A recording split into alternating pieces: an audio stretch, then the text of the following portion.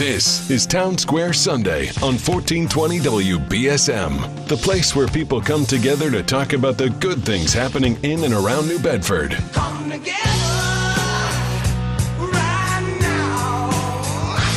Oh. And now, the moderator of Townsquare Sunday, Jim Phillips. And good morning. This is a program really where we highlight community events and nonprofit organizations on the Southcoast. I'm your host, Jim Phillips, and this is Townsquare Sunday, helping our wounded warriors to restart their lives after their tours of duty are over. One of the most important things a nation can and really should do to honor the sacrifice of those veterans. Jim Picunzo joins us today to talk about an upcoming event where your donations can help do just that. Jim, good morning and welcome. Good morning.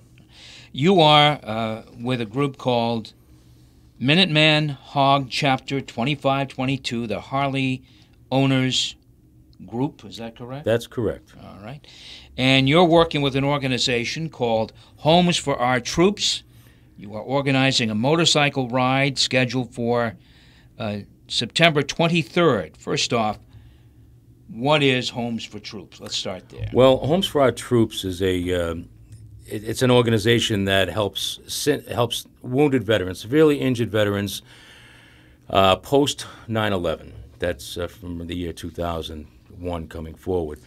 What they do is they build modified homes from the floor up at no cost, no mortgage at all to the veterans. What it does is it eases their transition back into society. It allows them to live mortgage free and focus on recovery and basically to get their feet, well, so to speak, back on the ground. And Homes for Our Troops is a national organization. It's based in Taunton, I understand. Yes, it is. Yes. But it's national. It is national. They, I don't have the most recent numbers, but they're in the area of 300 or so homes that they've built for veterans in the past 18 years, 17 or 18 years. We were fortunate to latch on the first 3 years to a local veteran, and we actually watched his home be built over in Freetown, and it was a good thing to be a part of, to know that our efforts were tangible and right in front of our eyes. It's a real good charity. One thing I'm happy to say is that more than 90% of their money taken in goes to the project at hand. There's a less than a 10% overhead for them. We've already seen this money put to good use in our area. As you mentioned, in Freetown, that was the home of Chris Gomes, who was the veterans agent for the city of New Bedford. And it was a wonderful event and the kind of stuff that really makes you feel good just to see as a citizen, but also I'm sure you guys helping to raise some money for that is a pretty important thing. And we might add the Dartmouth Ride, which is coming up on the 23rd, is one of dozens and dozens of rides and other events around the country to support the effort building homes for severely injured veterans. Absolutely. All right. Give us some details about the ride first, Jim. Well, the ride is it's approximately 45 miles. I guess you would almost call it a parade ride.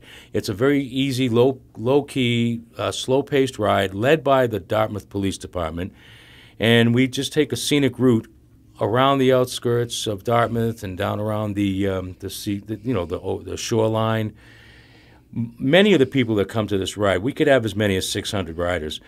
They're not from around here. They don't see the beauty of the coast, which we all take for granted, maybe some of us do, and we like to showcase that and make a nice ride for everybody. It takes about an hour and 20 minutes. We start right at Minuteman Harley-Davidson over on State Road, 799 State Road, and we end there. And the time that we're gone in the hour and a half's time that we're gone with 400 motorcycles, people that are on the ground there are working to make the return event come to life. So we'll have all these restaurants showing up We have at least 7 or 8 local restaurants that are going to be making up our food line. It's really virtually a food court, and Texas Roadhouse anchors this event because when we first started the event, I approached them. They had already been part of Homes for Our Troops. Texas Roadhouse, Homes for Our Troops is Texas Roadhouse's main charity. So they jumped right on board with us, and I was surprised when they said, yes, what do you want? How many people are you going to have? And they showed up with a trailer, a grill, several associates, and they cooked chicken and sides for everybody that we had at the ride. And at the time, it was close to 600 people. And every year since then, they do exactly that. And we've added on. We added other restaurants because our goal at the time was to have basically a taste of Southcoast, you might say, on that format. So we did. We always had 6, 7, or 8 restaurants that were giving out food. And this year we have others, Cask and Pig, Not Your Average Joe's. These are all restaurants that are willingly bringing their food and or people to serve it for the people and that's who a ride. Volunteer basis. All volunteer, yeah. There's a couple of other organizations on a more corporate level. Kohl's department store, for example, they will send 5 people on a volunteer basis. They will sponsor, and they give a sizable donation as well. So how does this raise money? Is it the motorcycles, in order to get involved, in order to ride, you've got to kick in a few bucks? I think it's $25, is that right? It's $25 the day of the event. If the tickets are purchased in advance before that day, they're $20. Every penny that comes through for ticket sales, for auction sales, any raffle sales, anything at all we do, every penny that comes in, 100% of the proceeds goes to Homes for Our Troops. So we have we have a treasurer of our chapter who manages the money. We have a secretary who manages the ticket sales and so forth. The only thing we will do is we will pay off the top for maybe the rental of tents. We have to rent a couple of big tents to cover these people that are coming as our guests. There may be a figure of $2,000 or $3,000 that we have to take off the top that will cover minor expenses, and 100% of the proceeds goes to Homes for Our Troops. And that's a wonderful thing. Also, you collect donations. I mean, absolutely, there are people who make donations out of the blue, maybe not be involved in this. That's right. May hear about it on this show. Correct. And and write you a check. So this is it's your fundraising pretty steady. I mean, give us an idea. A few $1,000s. Well, what we do in the past, I want to say the previous 4 events. This is our 5th annual. Mm-hmm. We've given Homes for Our Troops nearly $50,000. Broken down, that turns into the last 2 events was $15,000 and $16,000 respectively, just from this one single event, and that's after all expenses.